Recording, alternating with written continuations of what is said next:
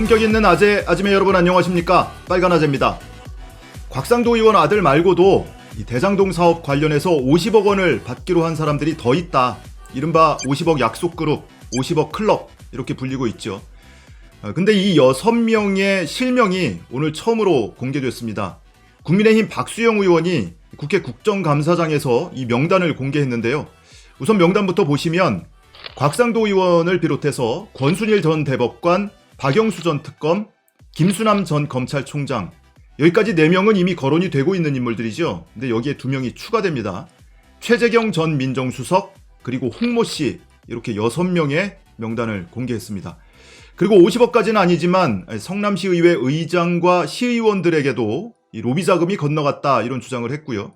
그리고 이 50억 클럽에 가입되어 있는 인물들 중에는 이미 돈을 받은 사람도 있고 아직 못 받은 사람도 있고 또는 돈을 빌린 것처럼 꾸미려고 급하게 차용증을 썼다가 되돌려준 사람도 있고 또 거꾸로 돈 빨리 달라고 재촉하고 있는 사람도 있다, 이렇게 주장을 했습니다. 굉장히 구체적이죠. 이 출처가 뭘까? 박수영 의원이 공개한 출처는 검찰에 녹취록과 사진을 제출했다고 하는 정영학 회계사의 녹취록에 나온 명단이라고 공개를 한 겁니다. 그러니까 검찰에서 이 명단이 유출됐을 리는 없을 테고 아마 정영학 회계사의 녹취록이 이 여의도에서 몇몇 정치인들 사이에 공유되고 있는 것 아닌가 싶습니다. 근데 이걸 공개한 사람이 국민의힘 의원이에요. 근데 왜 공개했을까? 이게 국민의힘 게이트라고 하는데 국민의힘하고 무관한 인물도 있지 않느냐, 이런 주장을 하려는 것으로 보입니다. 근데 과연 그렇게 볼 수 있을까요? 오히려 이재명 지사하고 무관한 인물들 아닙니까? 자, 우선은 추가된 명단 중에 최재경 전 민정수석, 특수통 검사장 출신입니다. 그리고 박근혜 정부 시절에 2016년 말에 청와대에서 민정수석을 지냈던 인물이기도 하고요. 그리고 2007년에는 이명박 전 대통령의 BBK 관련 수사를 했는데 당시에 무혐의 처분을 했던 바로 그 장본인입니다. 뿐만 아니라 국민의힘 최병렬 전 의원, 국민의힘 상임고문을 맡고 있죠. 최병렬 전 의원의 조카이기도 합니다. 그리고 마지막 한 명, 홍모 씨. 이 박수영 의원은 실명을 공개하지 않았는데 일부 언론에서 이걸 보도하면서 모 경제지 사주라고 보도를 하고 있습니다. 경제지 사주. 이 화천대유 관련해서 핵심 인물 중에 한 명이 김만배 씨죠. 머니투데이 부국장 출신입니다. 그리고 최근 들어서 또 추가로 이름이 거론되고 있는 사람이 배성준 전 머니투데이 법조팀장. 근데 공교롭게도 머니투데이 사주, 머니투데이 회장이 홍 씨입니다. 저는 동일인인지 아닌지는 몰라요. 근데 공교롭게도 하필이면 그 경제지 사주가 또 홍 씨네요. 연장선상에서 곽상도 의원의 아들이 받은 50억 원이 커미션이다, 이런 주장이 나왔습니다. 김의겸 의원이 주장한 내용인데요. 그러니까 이 사업과 관련해서 곽상도 의원이 사업 편의를 봐주거나 또는 정부 부처를 상대로 로비를 대신해주고 아들이 그 커미션을 받은 것 아니냐, 쉽게 얘기하면 뇌물이다, 이런 주장이죠. 곽상도 의원의 아들 곽병채 씨가 지난달 27일에 곽상도 의원의 SNS를 통해서 본인의 입장문을 공개한 적이 있었죠. 본인이 오징어 게임의 말이다 라고 주장을 했는데 그 중에 일부 문장을 보면 이런 대목이 있습니다. 사업지 내에 문화재가 발견돼서 공사 지연이 예상되는 상황에서 발견 구간과 미발견 구간을 다른 사업 구간으로 분리시켜버리는 등 공사 지연 사유를 제거했다. 내가 이 정도 역할을 했으니까 그 정도 돈은 받을 만해, 이런 주장을 한 건데 이게 오히려 발목을 잡게 생겼습니다. 김의겸 의원이 이 건과 관련해서 어제 국정감사장에서 4가지 의혹을 제기했습니다. 우선 첫 번째, 허가 기간의 문제입니다. 왼쪽에 있는 공문이 2017년 10월 23일에 성남의 뜰에서 문화재청에 보낸 공문이고 오른쪽은 반대로 문화재청이 성남의 뜰에 보낸 공문입니다. 그런데 10월 23일에 성남의 뜰에서 문화재 발견 구간과 미발견 구간을 분리하는 허가를 신청합니다. 근데 불과 이틀 만에 문화재청이 마치 기다렸다는 듯이 불과 이틀 만에 이거를 허가한 공문입니다. 그러니까 이 사업의 토지 매입비가 1조 3천억 원 가량이라고 하거든요. 그러니까 연이율 4%로 따지면 공사가 6개월만 지연돼도 260억 손실이 발생하고 1년이 지연되면 그 금융비용만 해도 520억 손실이 발생한다. 1년으로 따졌을 때 520억이니까 그중에 10% 50억을 커미션으로 먹은 것 아니냐, 이런 의혹을 제기한 겁니다.